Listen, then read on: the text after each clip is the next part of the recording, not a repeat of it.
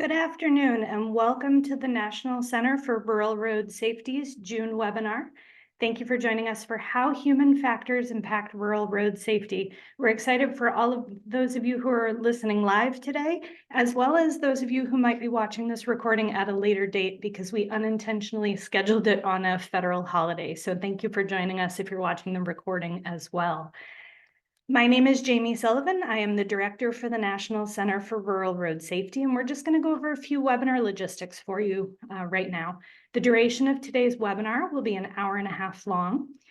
To activate closed captions for the webinar, you're going to click on the Show Captions button at the bottom of your screen. You may adjust your captions under the caption settings, which is that same button as well. You can see a graphic of that in the top right hand of your screen right now on our PowerPoint. We are recording our webinar for website archival, and you can find that as always on our website at ruralsafetycenter.org /webinar-archive. All of our webinars are available there to watch at a later time. If you have any questions for our presenter today, or if you need to alert the organizers of any technical difficulties, please utilize the question and answer pod, which can be found at the bottom of your screen. We do have handouts available for download today to receive a copy of the presentation. That is available at the handout pod or in the chat pod. We also will have a feedback form at the end of the webinar. This is really important for us to know what additional topics you'd like to hear from the center coming up. So please take a second to fill that out and let us know what else you'd like us to present on. And then lastly, we will have certificates of completion and applications for CEUs that will be provided. Those will be available about 4 weeks after this webinar, and they will come from our events@ruralsafetycenter.org email address. In order to apply for our CEUs, this has changed a little bit over the last couple of months. So just a reminder, if you haven't joined us since then, there will be a link within the email where you receive that certificate of completion, and you will need to apply within 4 weeks of receiving the email from us. Failure to apply within those 4 weeks may result in the CEUs themselves being unavailable. And again, that's because that's brought to you by a different part of Montana State University. We'd also like to thank our co-sponsors today, the NLTAPA Safety Working Group. And we have just a few announcements for you all. Just a reminder that the Safe Streets and Roads for All grant program, that notice of funding opportunity is open, and the deadline is June 26th at 5 p.m. Eastern time. So that's coming up here pretty soon. You can find that information using this QR code. And if you do have questions about that grant program, there are 3 recent webinars that have been recorded and are available on their website to talk to you about the different versions of the grant that are available. And then we're very excited to announce that Rural Road Safety Awareness Week is coming up next month, July 14th through the 18th, always held the 3rd week of July. And this year we will be focusing on post-crash care, big league safety, and we'll be using a baseball theme. You can see over on the right-hand side of your screen our logo graphic, which is now available. We will be talking about Mondays, hitting a grand slam, post-crash care on rural roads, which will be an overview of post-crash care. Tuesday, we're going to be talking a little bit about the team that you need for post-crash care and how everyone can play a part. And we'll be using Assemble Your Dream Team, the post-crash care lineup, as our daily theme. Wednesday, our daily theme will be about stopping the bleed. So the topic heading is Be a Pinch Hitter, Stop the Bleed, Save Lives. Thursday, we're talking about whole blood and how that can really help getting people blood pre-hospital. So that's called Changing the Game, Extra Innings with Whole Blood. And on Friday, we'll be talking about safety for first responders, especially preventing those secondary crashes. And this one will be called Come in Clutch, Relief Pitching for First Responders. So we are working on our daily graphics that you may have come to know, and those will be available in July, as well as the social media posts that will be available that week that you can reshare. But right now we do have some things available for download. The proclamation, if you would like to do those, is now available on our website, as well as a customizable news release for you to use, and that 2025 logo graphic. So those 3 things are now available. You can find that on the QR code. And again, our daily graphics will be coming out in July. And as this is a social media campaign, we'd like to remind you to use the hashtag RRSAW2025, and feel free to share any posts that we put out that week. We'd love to have you all join us for the Rural Road Safety Awareness Week. So now I am excited to introduce our presenter for the day, John Campbell. John is a principal scientist with Exponent. He has over 35 years of research experience examining issues related to driver behavior, roadway safety, and the contributing factors to roadway crashes. He is trained as a psychologist with a PhD in cognitive psychology and a master's degree in human factors. He has developed design guidelines, tools, and other resources to support roadway design, countermeasure selection, and crash diagnostics. He has developed and provided training to state departments of transportation on human factors aspects of roadway design and operations. For the National Academies of Science, he is leading the development of the 3rd edition of the Human Factors Guidelines for Road Systems. He is a contributor to the 8th edition of the Green Book and to the 2nd edition of the Highway Safety Manual. Dr. Campbell also serves as a human factors expert in litigation matters involving motor vehicle crashes and traffic safety. And so we're going to make sure we can get our screens over to Dr. Campbell. Perfect. All right, we're all set for you, John. Okay, great. Well, thank you so much, Jamie, for that introduction. Thank you also for inviting me. Thanks to you and Dana for your help in getting us set up. And thanks to you all for taking the time to sit in on my talk today. I really appreciate it. I know that it's a holiday, and I very much appreciate you all taking the time to sit in. So as Jamie indicated, I'm going to be talking today about how human factors impacts rural road safety. And what I'm going to start with is kind of an overview of human factors. What is it? What role does human factors play in both roadway design and then crashes? Really, the focus is on how do we prevent severity and frequency of crashes. I'll talk a bit about the HFG, the Human Factors Guidelines for Road Systems. This is an active publication that's been out there for a while. I'll talk about the history and nature of that resource, and then also talk a bit about what you can expect for the upcoming 3rd edition.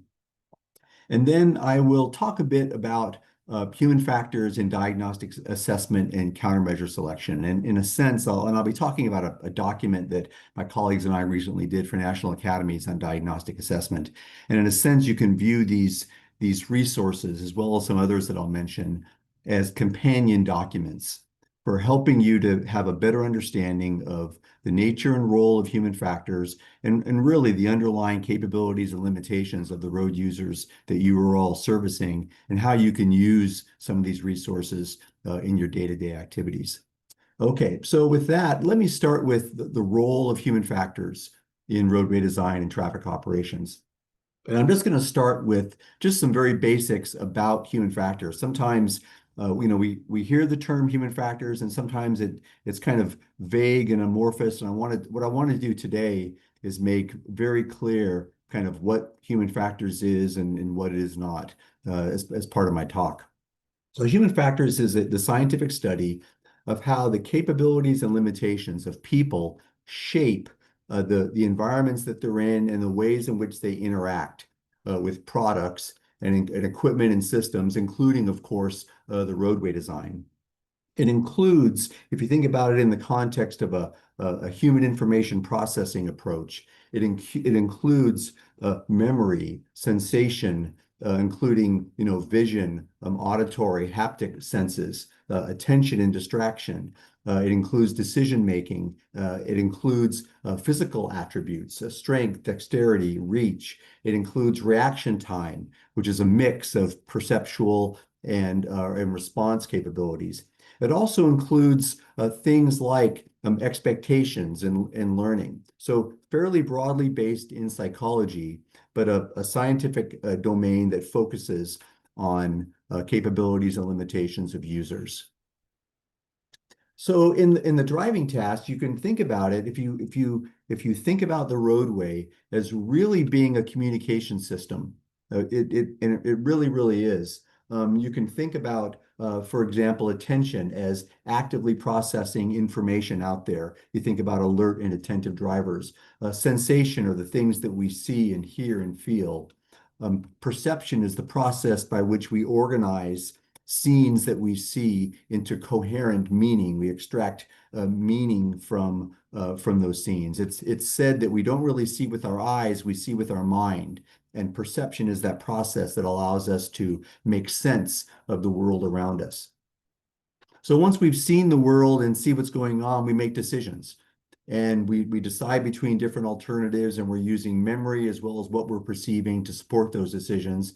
And then we act, we do, we respond. And in a nutshell, that's sort of what we do as human factors professionals and the various elements of drivers and road users that we're thinking about. Well, what does this mean in the context of an actual task? I mean, you can think about the attention and sensation and perception pieces as us kind of thinking about what's going on. And so, that includes, alert and attentive drivers, seeing and hearing. Sensation includes thinking about contrast and conspicuity of roadway elements. It's examining colors and luminance gradients. And think about sign recognition. Think about figure to ground kinds of separations. And then perception is, again, that process of organizing what we see. So imagine that you've got in front of you a road sign as signaling a sharp turn, and you recognize the sign, you recognize it for what it is in the context, and you make a decision, and you decide, I'm going too fast, I need to slow down. And then you act, you respond, you press on the brake, you match your steering response to match your deceleration rate. And then throughout this process, and a lot of these things happen, of course, very quickly, you're relying on expectations and past associations. So the meaning and use of sign, or maybe your past experience with this stretch of roadway. So you can see how all of these different elements of human information processing work together, sometimes across a very short period of time, in the context of a simple task, like responding to a sign on the roadway.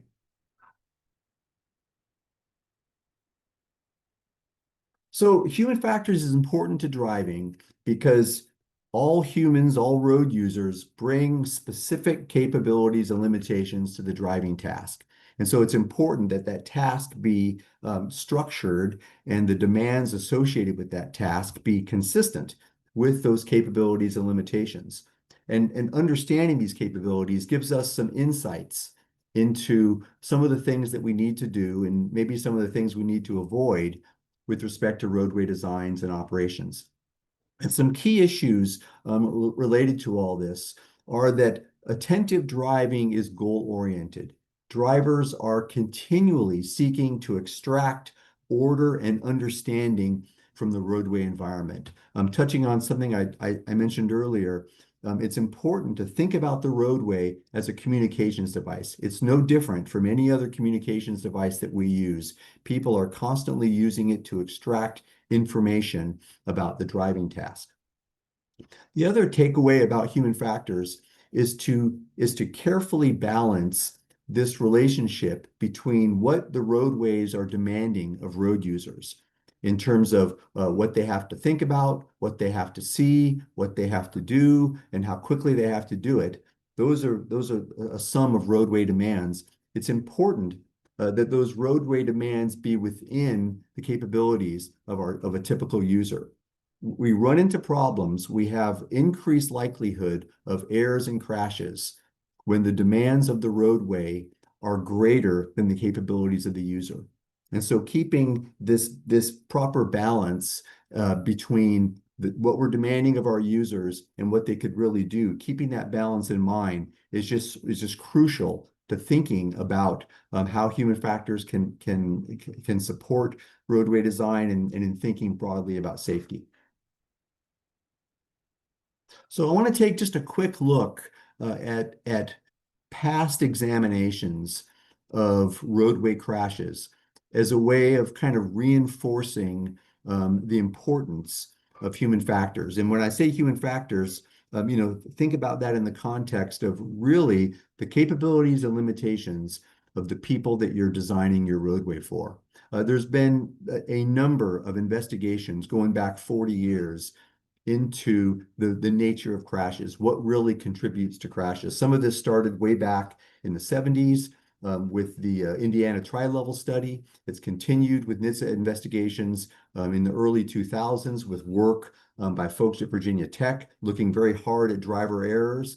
There was some more recent work summarizing crash databases that NHTSA put out, looking at critical reasons for crashes. There's been a number of other efforts, all looking broadly at crash records, interviews with police, what to try to get at this question of where and how do crashes really emerge from. And in summary, some of the key things include improper lookout, excessive speed, inattention, willful inappropriate behaviors, numerous kinds of pre-crash events and scenarios. This figure that you see on the slide reflects the TREAT data, and virtually every large-scale crash study has shown very, very similar patterns. And you've probably seen some of these numbers before. Something like 93% of crashes involve driver error. Now, sometimes this has been misstated. Sometimes this has been stated as driver error is the cause of 93% of accidents. That's not quite true. Driver error is involved in these accidents in one way. As most of you are undoubtedly familiar, accidents are complex events. It's very rare that there's a single cause of accidents. It's usually a confluence of events and conditions that serve to lead to a crash.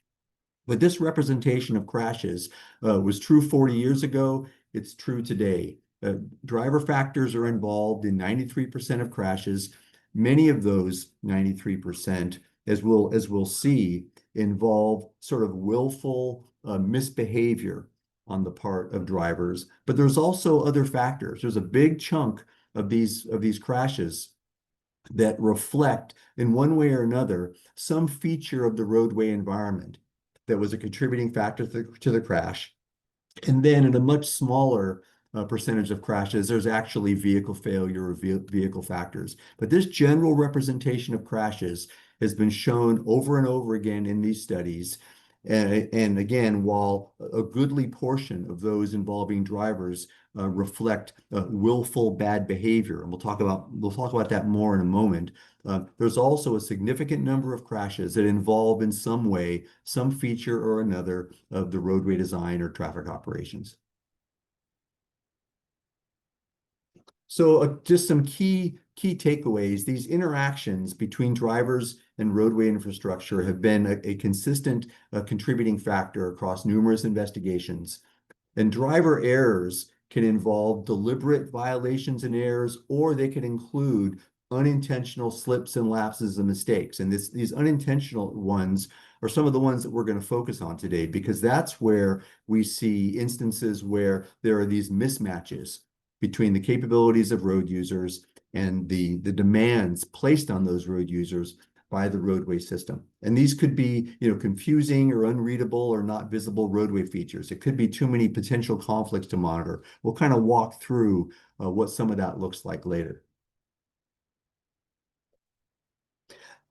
Human factors is also entirely consistent with some of the more recent emerging approaches to thinking about safety, including Safe System, including Vision Zero. The whole idea behind these initiatives is that the transportation system should be designed and operated to accommodate human mistakes and errors. So there's a greater recognition that errors and crashes don't just involve bad behavior by drivers, but that they often involve interactions between well-meaning and alert and attentive driver and road system features. And so it's helpful for practitioners to be kind of adding to their toolbox and looking at ways to identify and mitigate some of the latent risks that might be there on your highways. And I think that there's a sense that, especially within the legal community that I deal with all the time, that there's some shifting of responsibility, rightly or wrongly, back to roadway stewards, and a requirement and a need, I think, to be proactive in thinking about diagnostics and countermeasures that help support drivers who are doing the best they can, but are sometimes in situations that exceed their capabilities. And essentially, the message behind Safe System, the message behind Safe Zero, is that the road safety practitioners, you all, should be working to adapt to the road system, to the behaviors that are out there, and the capabilities and limitations of the users that are out there, rather than always expecting that human behavior is going to perfectly conform to the design of the road system. Okay, well, with that introduction, let me talk about the human factors guidelines for road systems. I expect that at least some of you are familiar with this resource. I'm going to talk a bit about its history, give you some details about it, and then again, I'll talk about the emerging and upcoming revised version of that, revised edition of that HFG. So the HFG it's been about 25 years in the making, and it is always intended to be a resource for roadway designers and highway engineers that takes into account these capabilities of the road user, needs, capabilities, and limitations, and how these capabilities are going to impact driver behavior and performance relative to roadway features. It's not intended to replace all of your knowledge and expert judgment. It's really intended to aid and augment that aid and judgment by providing factual information and insights from the scientific literature. The HFG is highly dependent on existing research. It is not one of those documents that is sort of throwing out guidance without reference to original research. The second edition of the HFD, the 2012 version, I think had over 300 citations to external data sources, and the new one has closer to 500. It is firmly based in the scientific literature. It's also intended not as a replacement, but as a complement to all those other great resources that you all have out there that provide road design information. The Roadside Design Guide, the MUTCD, the Green Book, the Highway Safety Manual. It's intended to be used alongside those other sources. So just a little bit of history. Starting around 2001, there was a scoping effort that began to identify the need for and the content and the structure of the HFG. Between 2008 and 2012, different pieces of the HFG were published, resulting in the first full publication of the HFG in 2012. And this is, as you see, is NCHRP Report 600. It's easily downloadable. This was published in 2012. In 2021, we did what was really an addendum to that 2012 version that included material on PEDs, bicyclist roundabouts, and a few new tutorials. And then we recently completed the third edition of the HFG. I'm anticipating that that's going to be published this summer. I hope in August. That's the date I've been given. And it's going to be published as NCHRP Report 1148. So what does that new HFG look like? Oh, just to kind of repeat some of these things, some key themes that you see throughout the HFG, and they're really foundational pieces running through the document. As I've said before, that roadways are a communications device. It's very critical that designers and practitioners consider the roadway as a device that users are always scanning to get and obtain the most meaningful information. Again, errors are more likely when the demands of the task at hand exceed the capabilities of the user. And so keeping in mind sort of this balance between capabilities and demand, again, is a great way to bring human factors insights to the design task. And then countermeasures really need to be selectively aimed at those demands. And so you want to have sort of a thread running between the basic capabilities of road users, which are fairly well understood, and the roadways that you're designing, and then the countermeasures that you're putting in place to address particular issues that you're having. and I'll talk about all of these issues as we go along. So just a quick summary of ways that the third edition of the HFG is different from the previous edition. We've got some new guidelines. We've got a new one in the curves chapter, a new one in the signalized intersections chapter. We have a new transit guideline in the urban environments chapter. And then there's a whole new chapter on complete streets with 5 guidelines and another one on older road users with 9 guidelines. We made significant updates to some of the previous chapters. The speed chapter, roundabouts, PEDs, and bicyclists have all been kind of updated and polished. We also made updates to some of the key source documents. So for example, the MUTCD is an easy one. We make frequent reference to the MUTCD. When we published a 2012 version, we were using the 2009 MUTCD. We updated it to reflect information in the 2023 MUTCD. Same for other kinds of standard design references. We also made some fairly global changes to the terminology that we used in order to avoid language that could increase the risk of tort liability for you all. There has been, since 2012 and now, there's been a lot of concern that language in some of these guidance documents could be used against state DOTs and others in legal matters, depending on how someone chose to interpret it. And so we've changed the terminology to essentially increase the latitude that and the room for engineering judgment on the part of users. So I'm going to run through fairly quickly. Again, the HFG is easily downloaded. I think Jamie just put the link in the chat, but I'm just going to give you sort of a broad stroke of what's in the HFG. Again, the current version, I think, is something close to 500 pages. It's a long document, but it includes some introductory materials. It's got a section on roadway geometric elements that includes sight distance and curves and grades and tangents, roundabouts, interchanges, all those elements. We've got a part 4 is what we're calling special design considerations. It includes things like speed, urban environments, complete streets. That's where the rural chapter is. Construction and work zones, lighting. And then a chapter that includes traffic engineering elements, signing, changeable message signs, markings, a separate section on vulnerable and older road users. That's where we put the PEDs and bikes chapters, and then the new older road user chapter.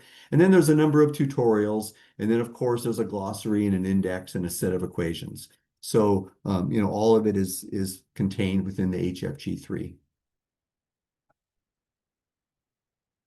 One of the key features in the HFG, and we spent a lot of time as we were initially developing it and even up to the present, a lot of time with actual users and learning and hearing from them what they really wanted and needed from a resource like this and what would make it accessible and clear and relevant and easy to use. And so one of the features about the HFG that's unique is the presentation format that we use. So across all those chapters that I mentioned earlier, there is something like 125, 130 individual guidelines, and each one of those individual guidelines looks just like this. They're all presented in a consistent, common 2-page format. And so the way that we designed the document, it's not really intended to be read, like a book from start to finish. I mean, you can do that if you want, but that's not how we anticipate most people are going to be using the document. They're going to have a particular topic, a particular need. They're going to want to go through the index or the table of contents to find out where that might be. They'll grab the information they need and they'll get out of the document. And so what that means is that each of these individual topics, each of these guidelines needs to be essentially self-contained. And they all look the same. They've all got an introduction. They've got a design guideline that's highlighted on the left-hand page. There's always some kind of figure or table or graphic to help illustrate the guideline or present some data. And then the right-hand side of the page is really more of a discussion and more of a review of the key literature. It's intended to provide a rationale for the guideline on the left side of the page, but we've also included discussions of design issues and key references and cross references. So they're intended to be self-contained. Every one of the guidelines looks just like this. Okay, so let's walk through some highlights in the HFG3. And what I'm going to do is go fairly briskly through, I don't know, 8 or 9 different examples of sort of key features of the guidelines. Actually, I'm not going to put up both pages of each of these topics, but I'm just kind of highlighting what's in the HFG to give you a sense of content. Some of these are guidelines that have not changed a lot since the HFG2, but some of them are brand new guidelines fresh to the HFG3. So I'll start with a couple that are from the rural chapter. One guideline we've got is on passing lanes, and this was one that provides guidance for passing lane lengths, the kinds of signs you want in passing lanes, as well as markings. And you can see some of the features that we've included for this. It includes passing lane length. The distance between passing lanes is a function of ADTs, and then provides some typical signage and markings for passing lanes. And then, of course, for all of these, there's extensive discussion and citations to the literature to provide some support for all of this.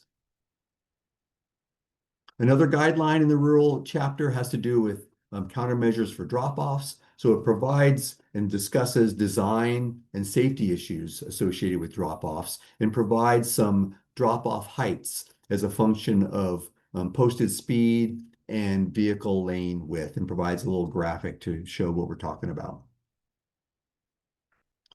Rumble strips, of course, are a big topic in rural environments, and so it provides information on shoulder rumble strips and their role in safety, how they work, what the literature says about them, and then provides some information on design characteristics of rumble strips. A lot of times practitioners will know that rumble strips are a good idea, that they help to reduce things like runoff road crashes, but often some of the details about how do you actually implement rumble strips aren't quite clear. And so this guideline kind of helps fill some of that gap. Another new one in the HFG has to do with a set of countermeasures that help support drivers as they are trying to detect curves, and improves their performance through the use of things like pavement markings and other kinds of treatment. So it includes roadway signage, as well as things like transverse stripes on the roadway. So some new and updated information in the curves chapter. There's also a chapter, a guideline in the signalized intersection chapter on this whole topic of dilemma zones, and how you can use information and knowledge about what really a dilemma zone is to help gauge the timing of your yellow lights. And the issue here, of course, is that as drivers are approaching an intersection and the light turns, they've got to make a decision. They've got to decide, do I stop? Do I go? And so this guideline kind of walks through some of the considerations, what's really going through the driver's head, and then some of the design considerations and ways that you can sort of systematically select your yellow timing interval based on roadway features. There's also, this is actually, I think, a new guideline, and it's to help reduce crashes during left turns during permissive phases. And so it talks about the need for drivers to assess gaps in opposing traffic, and talks about some countermeasures, including offset left turn lanes and flashing yellow signals to help reduce crashes at those left turns. We've got an older user chapter, a new one with 9 guidelines. And part of what we've talked about is countermeasures and considerations for marking, signs, and lightings with older road users. And dealing with older road users is sort of a continuing challenge. And sometimes there's a concern that, well, are we really needing to focus purely on older road users? Generally, countermeasures and treatments that help older road users provide general help to everybody, older or younger, including, for example, fatigue drivers. So we've got a separate guideline on some aids for older road users. We've also got, again, a relatively new chapter on pedestrians with a number of guidelines that were not in the HFG2. This is one that talks about ways to improve pedestrian visibility and conspicuity, really by pulling back stop bars from the intersection. So especially when you've got roadside parking, you may have pedestrians that are not going to be visible to the approaching traffic if your stop bar is too close to the crosswalk. But if you pull that stop bar back a bit, then you greatly improve pedestrian visibility and conspicuity, and hopefully reduce the kinds of crashes that you have that may result from a lack of visibility for oncoming cars to that pedestrian. There's also been some interest in thinking about disabled users, especially at roundabouts, where they do not have all of the cues that you normally have when you've got a traffic signal in a intersection. And so it talks a bit about some of the challenges that vision impaired pedestrians face, some of the issues that they face, and then some countermeasures that could be used to address some of the concerns with vision impaired pedestrians. I think this is the last example that I've got. Again, the bicyclist chapter is brand new, and this is a guideline that talks about markings for bicycles, especially in intersections. So it talks about through bike lanes, dotted bike lane extension. It talks about ways to position sharrows, ways to install them, and then different sorts of ways that you can encourage motorists to help to yield to bicyclists. So it focuses on bike safety at intersections.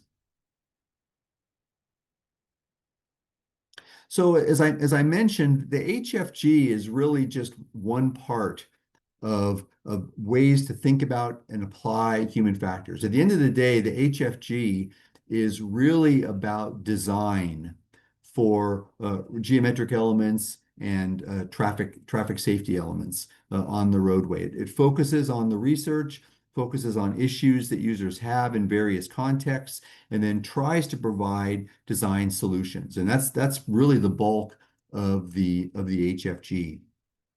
What the HFG doesn't really do is to approach the broader diagnostic assessment process and the countermeasure selection process from a perspective that includes these capabilities and limitations that I've been talking about.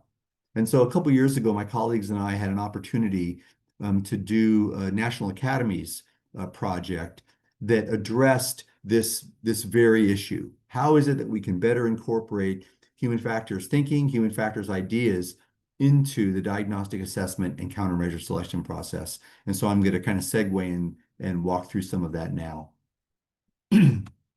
So again, I really view this document. This is a new one. It was just published last August. It's NCHRP Report 1111.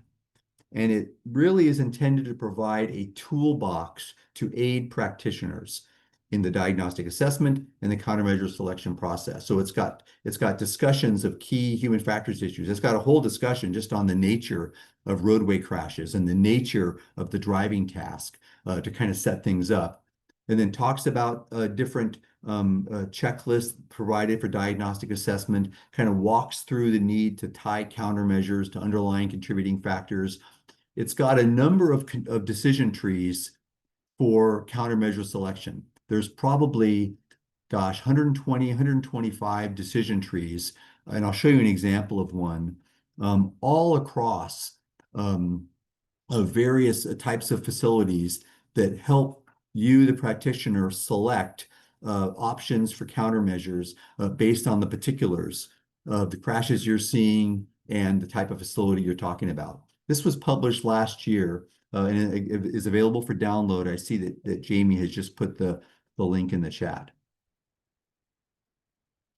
So the foundation of this document and the foundation of our thinking about diagnostic assessment and countermeasure selection is the errors that we were just talking about. It's the role of the drivers in roadway crashes. The document makes very careful distinctions, and I'll talk about this in a moment, between what I would call aberrant driver behaviors, that is sort of purely driver factors, and human factors issues that involve interactions between driver capabilities and roadway design. It includes very specific procedures for including human factors assessments in the diagnostic assessment process, and then talks about ways to think about countermeasures that I think help support creating stronger links between the actual issues you're seeing on the roadway and the countermeasures that are available. So this distinction between human factors issues and driver behavior issues, what is it and why is it important? It's important because these different types of issues lead to different countermeasures. And if you're misdiagnosing what's going on in your roadway in terms of misdiagnosing what's actually happening to your road users, then you're likely to pick the wrong countermeasure. So effective countermeasure selection requires accurate and thorough diagnostics.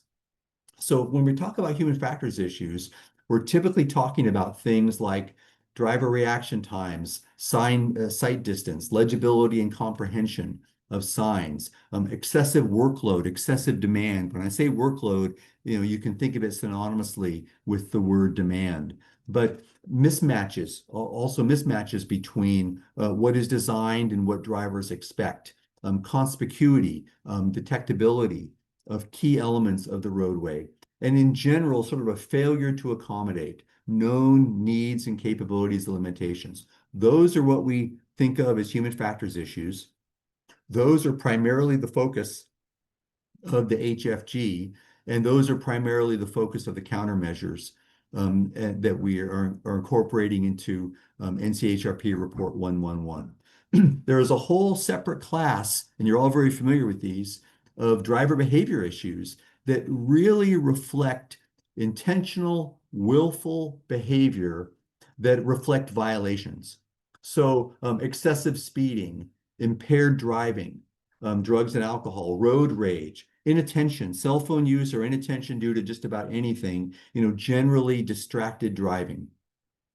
And one of the things that I've seen over and over again, I've spent years going around to state DOTs and teaching some of these things to practitioners like yourselves. Maybe some of you have sat in on some of those courses.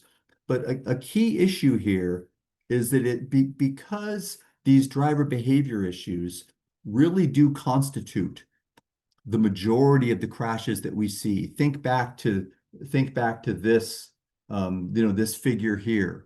This 57% by and large are these willful behaviors, these willful mistakes, essentially bad behavior on the part of drivers. Because that's the case, it can be really easy for practitioners to believe that there aren't as many sort of human factors issues and that really most of the crashes are due to bad driving. It's really easy to kind of come to that conclusion. I'll never forget one of the days I was at a state DOT, I won't name which one, but I was teaching a course to a large group of people on all of this. The course was just titled Human Factors in Design or something like that. And the administrator for that state in charge of traffic, in charge of the state DOT, came in to introduce me and introduced me as being able to provide them with all the answers and insights about things like inattention and impairment and bad drivers. I mean, even someone in that position had sort of conflated human factors issues with driver behavior issues. We spend a lot of time kind of talking about this in the context of kind of getting properly oriented in NCHRP Report 1111, the diagnostic piece. But it's just critical to recognize these distinctions and to be, as you're looking at your crashes and thinking about what's going on, to properly sort them out. Now, these distinctions are not perfect. They're not perfectly orthogonal categories. For example, speeding is probably the easiest example. There are certainly examples of egregious, excessive speeding that are totally, on the part of the driver and fall into the driver behavior category. There are also, though, instances of speeding where users are given cues in one way or another from the roadway environment that it's okay to drive faster than they really should. So speeding is one of those areas that's a little bit of a gray area, but by and large, these distinctions are pretty clear between crashes that are associated with interactions between well-meaning road users and attentive road users and the environment versus simply bad behavior on the part of the drivers. So it's important, again, to kind of get these straight, because the way that you'll address these kinds of problems and the way that you'll think about them is very different. So the HFG is really something that focuses on the human factors issues. Sources like NHTSA's countermeasures that work, that I'm sure you're all familiar with, are really aimed at those bad behaviors. Think about the chapters there on speeding and alcohol and inattention. And those kinds of countermeasures are different, for the most part, from roadway design, right? The countermeasures that work focuses on training and enforcement and communications and things like that. So it's a different set of problems that result in a different set of countermeasures, and it's important to kind of get them right. So this is just a quick summary of the countermeasures that work. I'm sure you're all available with this. It really helps provide evidence-based countermeasures in support of all these different issues. There's great summaries of countermeasures, effectiveness, their cost, their implementation. It's very well cited. Again, the focus is on education and regulation and enforcement, not design or operations. I think I'm actually citing here the 10th edition, which was published in 2021. I think there's now an 11th edition that's published by NHTSA. But if this is a document you're not familiar with, you certainly should be, and it's one that I'd encourage you to go get. Okay, so I want to sort of segue back into the diagnostic assessment piece, and I want to start out by really acknowledging there's lots of great tools out there for diagnostic assessment. And what we have here is not intended to be or pretending to be the do-all, end-all. Some of these great tools include things like the Highway Safety Manual.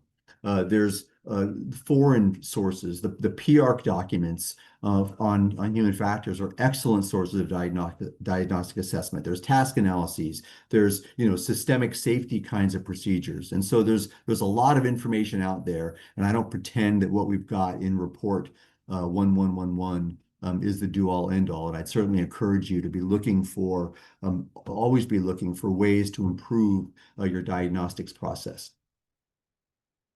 This is sort of a general flow of the what we describe in the diagnostics book. We don't spend as much time on some of the collecting site data information, because that's stuff you're all familiar with, but it's just crucial to collect data. I mean, typically, you're looking at applying countermeasures to some particular portion of the roadway facility that is experiencing infractions, crashes, fatalities, all of that. And of course, looking at those data, the types of crashes, the patterns of crashes, the role of aberrant driver behaviors, and you're looking at where they're happening, what the conditions are, what the volume data looks like. All of that is just a crucial part of the process.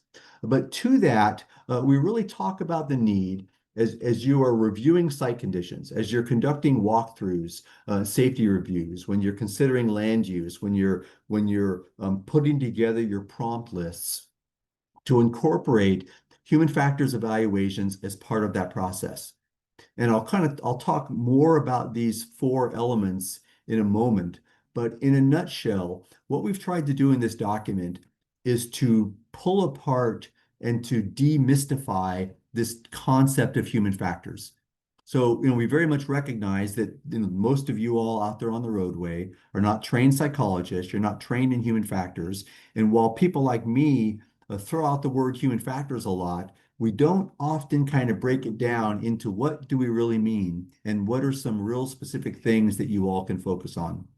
And so what we've done is looked again extensively at the crash literature, and what we've done is identified what we see as the four key elements, human factors elements that constitute the key contributing factors to crashes. And we've tried to kind of demystify a bit and break down this large, sometimes amorphous topic of human factors into something tangible and actionable for you all.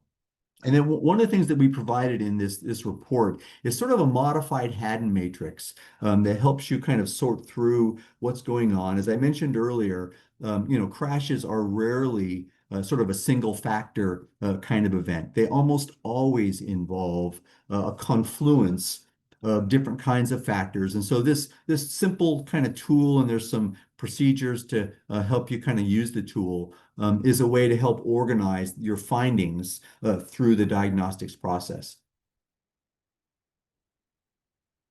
So the goal here in diagnostic assessment is to include everything that you've got out there, including the human factors issues, but in particular to be looking for and comparing the task demands that you've got to user capabilities and limitations.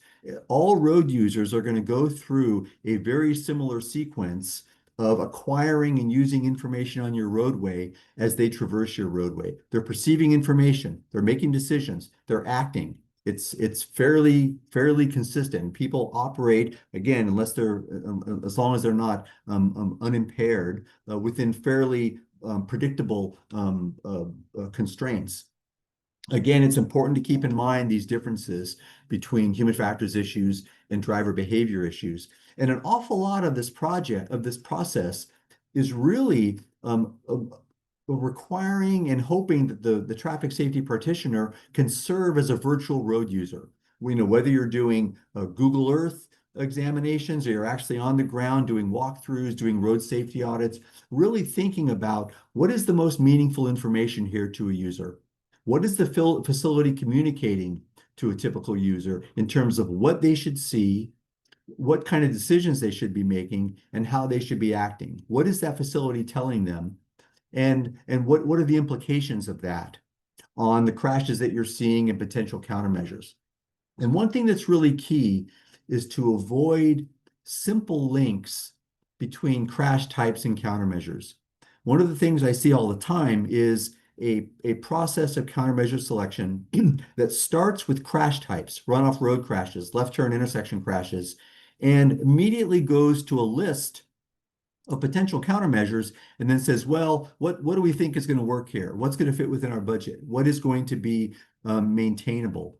And my encouragement is to avoid simple linkages between crash types and countermeasures, as tempting as that might be. My encouragement is to look a little bit more deeply at the details of the crash data, at the features of the site, and to incorporate considerations of user capabilities and limitations, incorporate considerations of what demands are really being placed on the users as a way of tightening and improving the countermeasure selection process. So these four issues, let me walk through these different issues, and I'll talk a bit about some of the ways that we describe them and talk about them in report 1111. What we've essentially done in that report, I probably should have put a table of contents up, but what we've essentially done is for each of these areas, talked about what they are, why they're important, what sort of considerations you ought to have related to them. And then we provided really a diagnostic checklist, a series of questions, and I'll provide you with some examples here.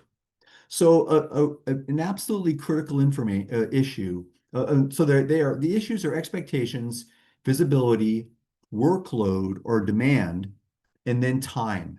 And time is kind of the piece that brings all of this together. If roadway users had infinite time to perform their tasks, we wouldn't have crashes. The reason we have crashes is because of time. Almost all crashes could be avoided if we only had enough time, but obviously we don't. And so we'll talk a bit about, I'll talk a bit about time. But let me go through these in a little bit more detail. So the focus on expectations is explaining how important expectations are for road users. And it reviews the different types of expectations that road users develop. It just talks about where and how they come from. And it really talks about expectations in the context of a couple of different words. One of them is predictability. The idea is to provide roadways that are predictable for your road users, that they gain knowledge from past experience with that roadway, past experience with like roadways, and even past experience from the past 200 feet about what they can expect. And the other word is surprises, specifically avoiding surprises. And the key to meeting expectations is to design roadways that are predictable and to avoid surprising your road users. And so we talk a bit about countermeasures, and of course, this is all tied up with the idea of design consistency. You're all familiar with that. Why do we talk about design consistency? Well, it's to build and maintain expectations, and it's to avoid surprising users. And so we've got countermeasures that can help support the development of expectations, and then also some diagnostic questions. And so some of the diagnostic questions really include things like, are there relevant experiences upstream of a specific section of roadway where violations or expectations may have been violated? Have there been any upstream changes to road type or shoulder width or road surface or traffic control devices? Has there been changes? So, you want to think about changes, not just in the context of your roadway, but changes in the context of where and how they're used. So for example, as developments get added to a roadway, you'll often have a change in the traffic volume, traffic mix, or the addition of traffic control devices. So you want to be thinking about what's really changed, if signs changed, if signalization changed, and would that facility perhaps violate general expectations that people have? So another way to think about expectations is to think about driving on the roadway as following a script.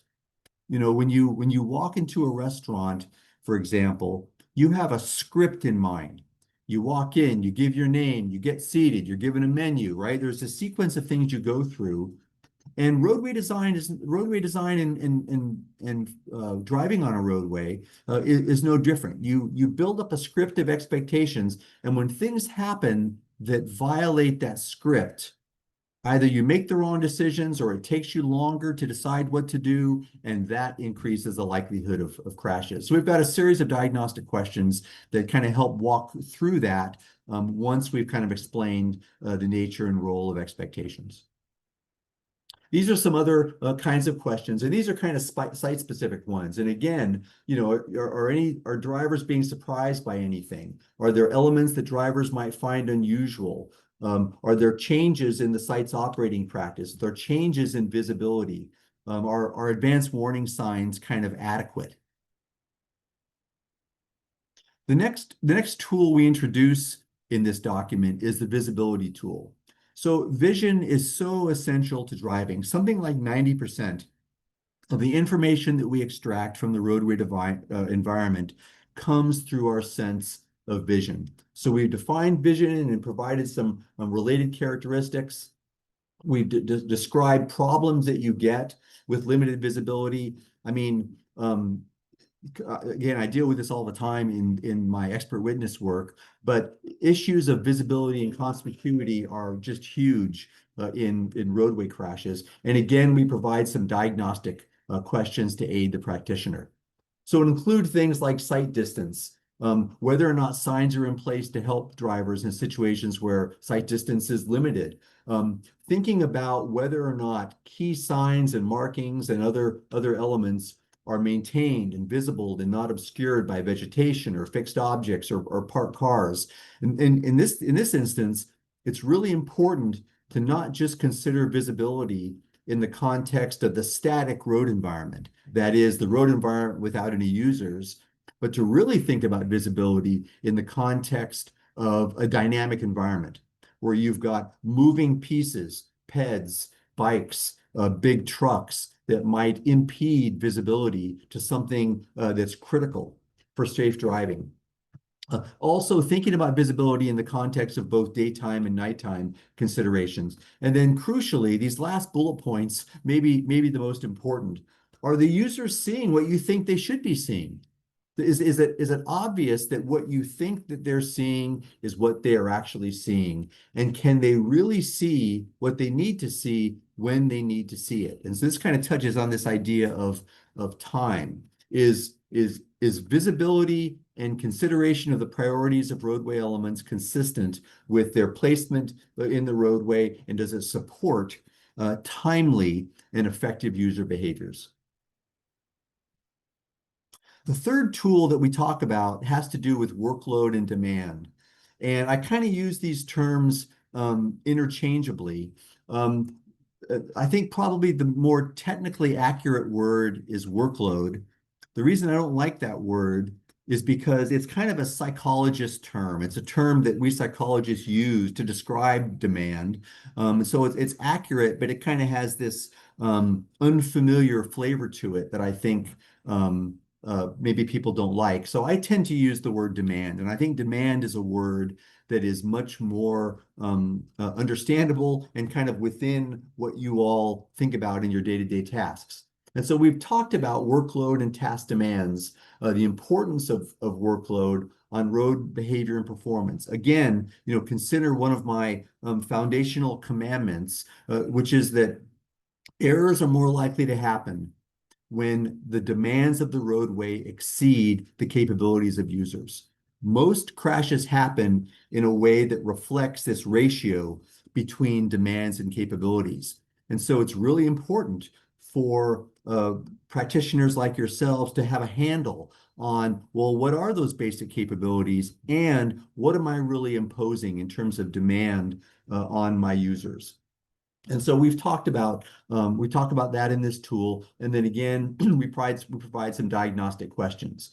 And one way to think about workload and demand, and I don't want to make this go into the report has a lot of details here, but this idea of workload is really simple. It simply reflects demands in terms of attention, in terms of what people have to perceive, in terms of what decisions they have to make, what kind of responses they have to make within a given unit of time. All of those demands in the context of the capacity that users have. And those capacities do differ somewhat among road users, but they don't really differ that much. Users can only perform a limited set of tasks at a time. They can certainly only look at one place at a time. And so at any portion of the driving environment, and the vast majority of the time drivers are driving, I mean, most of the time, the demands of the driving task are well within the capabilities of most road users. And in fact, drivers drive all the time with unused capacity. That's why we can do things sort of semi-automatically. That's why people can engage in distracting activities for years, maybe, before they actually it all catches up to them and they get in a crash. People have unused capacity, but it's important to be thinking about that capacity, because when you have an overloaded driver, when you're requiring, in terms of your roadway design, more than they can really do within a given unit of time, you run the risks of overloaded drivers and then an elevated risk of being confused, making errors, and running out of time to perform some kind of task, especially in emerging hazardous kinds of situations. So a really good example of this is if any of you have, and this is not really related to roadway design, but it explains the concept. Many of you may be familiar with the SHARP 2 data. And one of the things that they found over and over again is that many accidents happened when people they thought they were being attentive, they had sort of additional capacity, and they would turn to do some kind of secondary task, like check a phone or look at the radio or something. And just at that second, when they turned away from the task, thinking they were clear, somebody would cut into them very suddenly. And so that's an example of suddenly elevated workload in a situation where your time window is very short and crashes emerge. And so things can happen sometimes faster than you think, and you want your roadways to provide sort of some additional space for things to happen and make sure that demands are within capabilities. Again, there's a series of questions for this. This is just a subset. There's many more questions in the report, but generally, are there demanding perceptual or cognitive activities? Are there sudden demands? Are there concurrent, conflicting demands? And then the other issue to think about is where these demands are happening.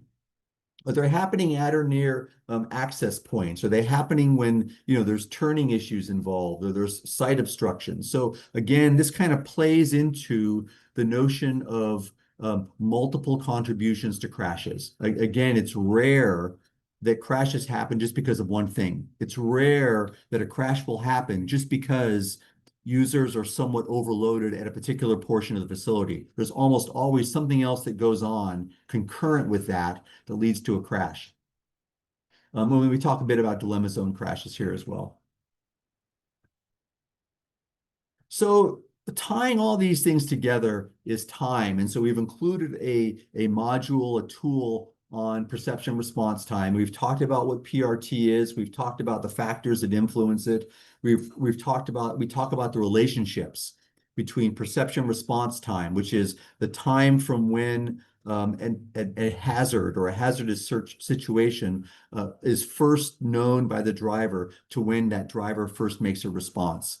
So, let's say that you've got let's take the example that I gave earlier, a sudden vehicle that moves into your lane. Perception response time is the time from when you first notice that vehicle is coming in and could present a hazard until when you hit the brake. Now you've got maneuver time and braking time on top of that, but perception response time is the focus of this document. And we talk about the relationships between perception response time and things like speed and driver expectations.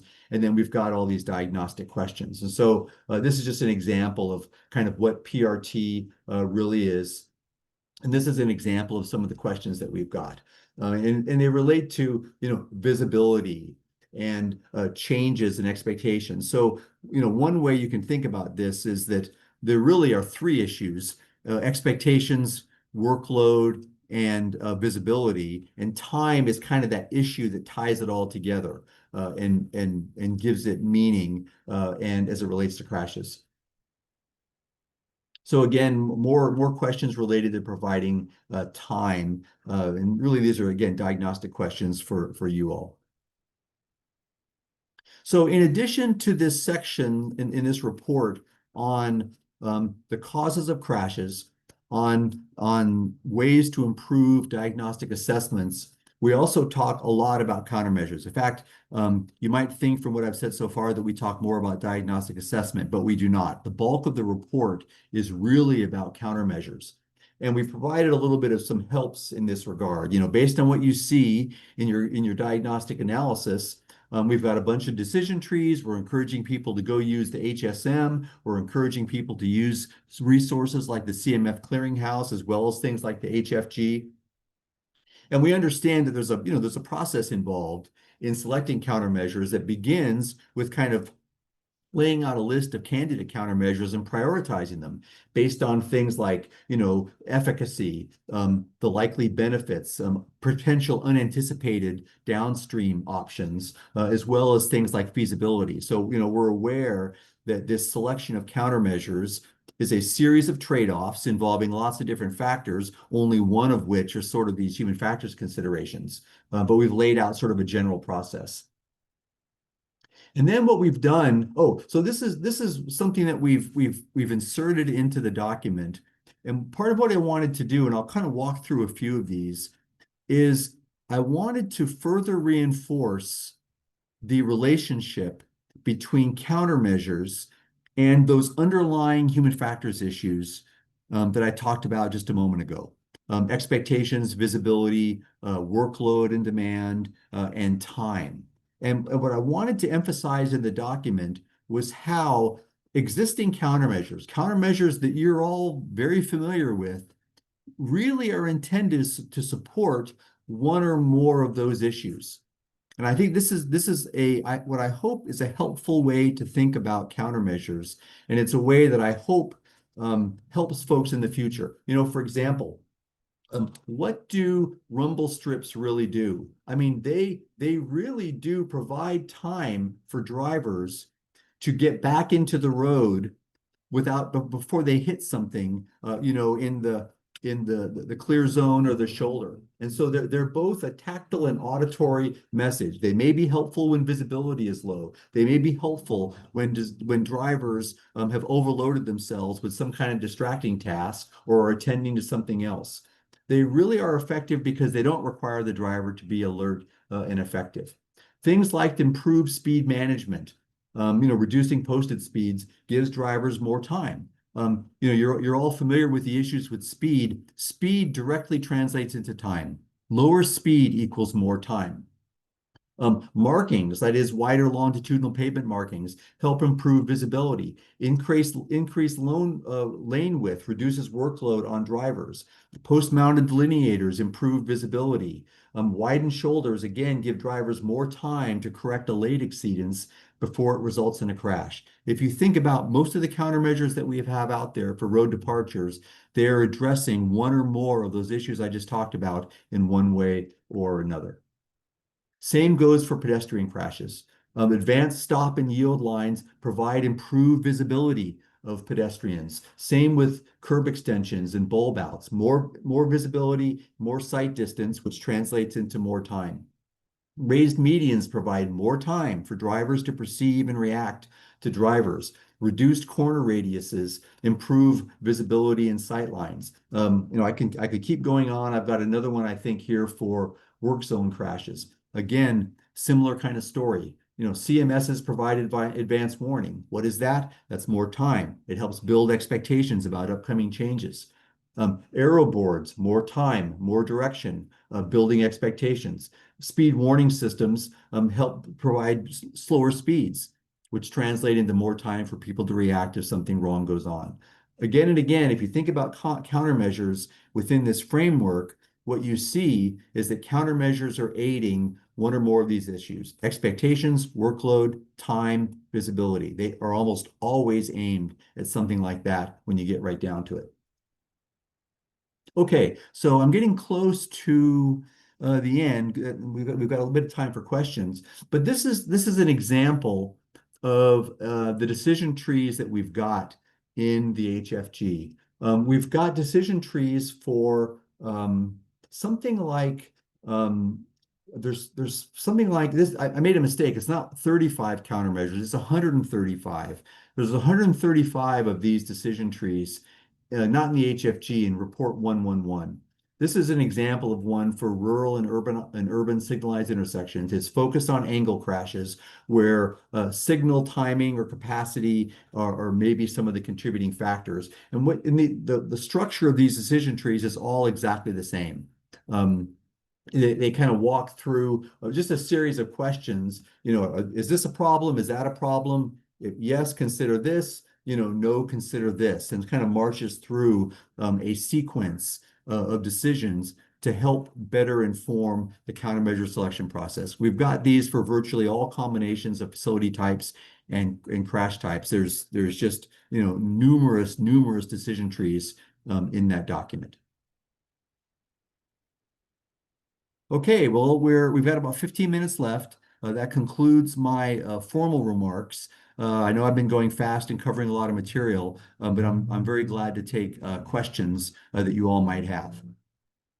Perfect. Thank you so much, John. And for anyone who has not yet put their question in the question and answer pod, please go ahead and do that now. And we will read some of these off to John. So our first question for you is, does the rumble strip guidance address bicyclist and micromobility safety?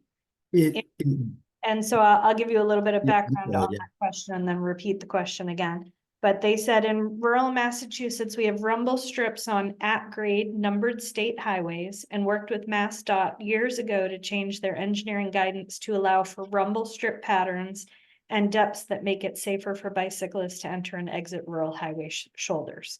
So again, that first question was, does the rumble strip guidance address bicyclist and micromobility safety? Yeah, it's a great question, and it does somewhat. So we talk about the need to be careful about rumble strips given bicyclists. You know, this didn't used to be such an issue when we didn't have shared facilities, but of course we do. And so we talk a bit about the need to consider bicyclists.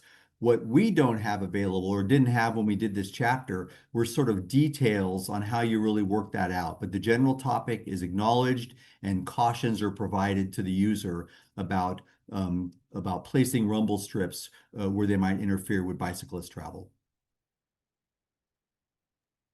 The next question came in is that the watcher is curious on whether the HFG lies within, or where the HFG lies within the hierarchy of design guidelines. For example, would it govern over the MUTCD?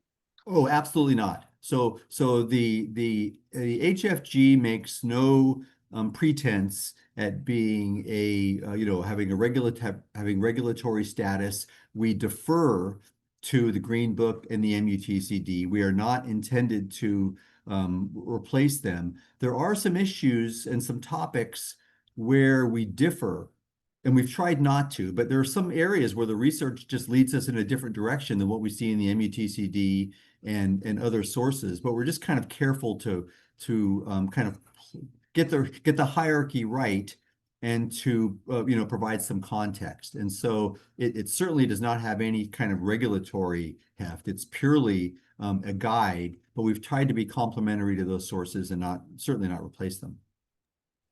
And you did just mention that there are some times where there are differences. And so two of the questions that came in are about one of those things that people have caught in what you said. So I'm going to ask both questions because they relate to each other. The first one is, don't wider lane widths contribute to higher speeds? And the second one was, this is very specific, but I saw widened lanes as a safety countermeasure.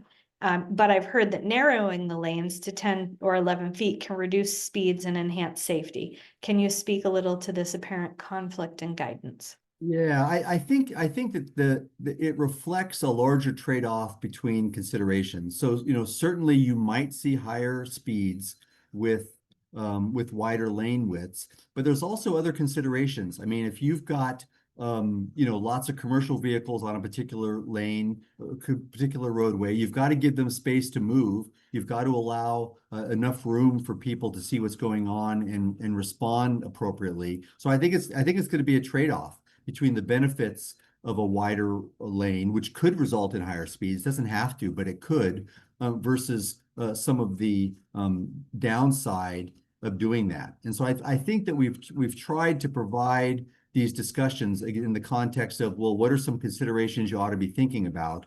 And we're not always necessarily arguing for a specific outcome. But I hope that's helpful. And then going back to this guidance versus the MUTCD, another question that we got is, in general, is the guidance in NCHRP 600 more conservative than publications like the MUTCD and AASHTO when it comes to designing roadway design? I don't really think it is. One of the things that we made a lot of changes to in the HFG 3, and I touched on this, was in the terminology that we used. And we certainly don't use shall language at all in the HFG. And what we even took out, we had a lot of references to sort of should language in the HFG 2, and we took that out. And most of the time, the HFG guidance, when it comes to countermeasures, are presented in the language of you can do something. And so it provides a lot of latitude to the designer. And I don't think is as conservative as those other documents. We have a couple of other questions that came in about very specific countermeasures and things. So the first one is, are night speed limits found to be an effective countermeasure for night crashes? That, I've never had that question before, and I'm sorry, I really don't know. I've not seen the literature on that. I don't think that we address that. We just updated the speed chapter, but I do not think that we address the issue of potentially, lowering speed limits at night. I've not seen that implementation, and I haven't seen any research on it, but it's a great one for me to. I'm doing another project on speeding. It's one that I'm going to look into, but we have not looked at that. No. Another one says you have been mentioning that setback of the stop bar. Slide 27 example that you showed also shows parking stall setback, which is a different issue from the stop line. Apart from parking stall location, how does the stop line setback help? Yeah, that was a misstatement on my part. I meant the parking stall setback, not the stop sign. So sorry for that. So thank you for the question.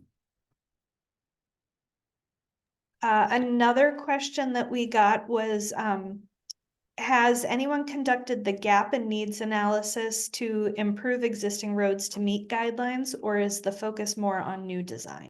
The focus of the HFG, it's really intended for planners, designers, traffic operations folks, maintenance folks, people who are involved in safety analysis.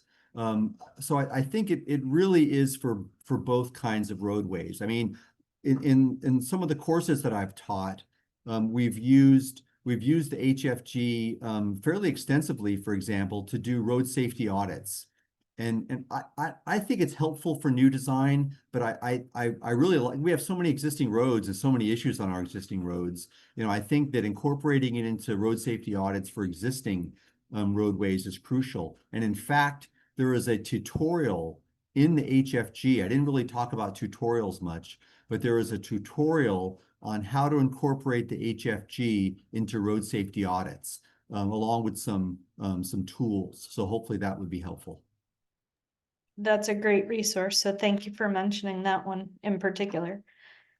Another more specific question on an example was related to the traffic signal yellow phase timing. Has there been any investigation into flashing green, which is used in Mexico prior to yellow?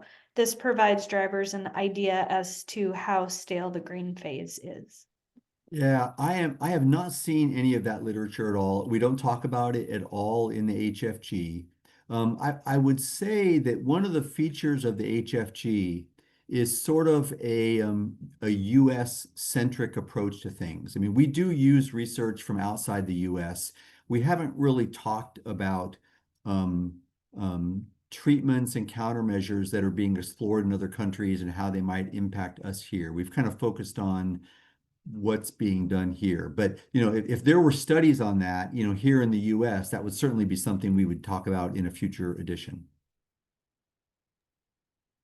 Another question that we got was, what would be the HFG considerations for introducing stops like signals on high-speed rural or urban fringe corridors where hundreds of kilometers upstream have been uninterrupted flow?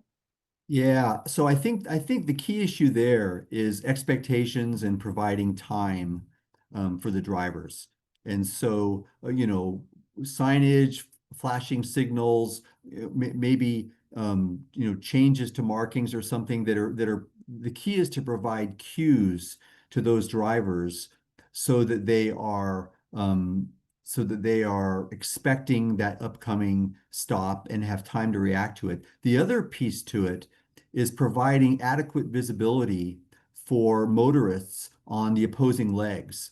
And so one of the things that I see often in long stretches of high-speed highway, whether there's just a stop sign or whether there's a signal, is that very often those side legs of the roadway they're lower than the actual roadway, and sometimes visibility is reduced. And so providing good, clear visibility for users on those opposing legs, I think, is key to implementing that on a long stretch of highway. We have one final question for you, and that is an issue I've been thinking about lately is driver attentiveness when the driving environment is boring. So long stretches of highway, few curves, etc. Are there ways we can make driving on these types of facilities more engaging without unnecessarily distracting the driver?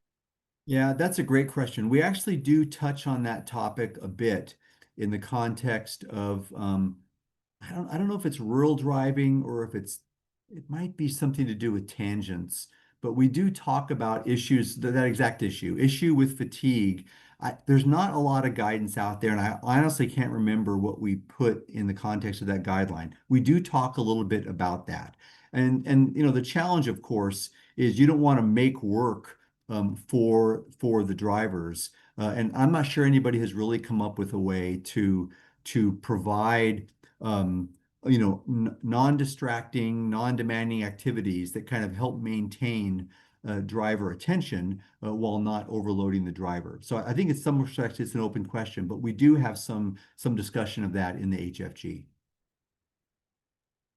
Perfect. Well, thank you so much, John. I want to take the time to thank you one more time for this fantastic presentation and taking all those questions. That was a lot. So thank you to our audience as well for all of the fantastic questions.